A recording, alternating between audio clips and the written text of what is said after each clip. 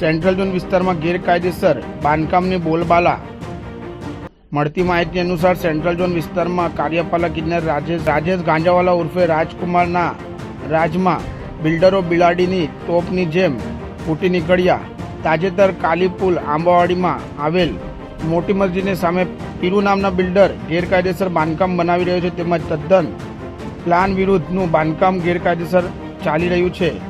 હાલ પીરુના 3 બાંધકામ પ્લાન વિરુદ્ધ નથી થઈ રહ્યા, જ્યારે સેન્ટ્રલ ઝોનમાં રાજકુમાર પોતાની ઓફિસમાં બેસીને આ તમાશા જોતા રહે છે। પટેલ સેન્ટ્રલ ઝોનના રાજકુમાર પોતાની ઓફિસમાં બેસાડીને પીરુને આ તમાશો કરવાની પરમિશન।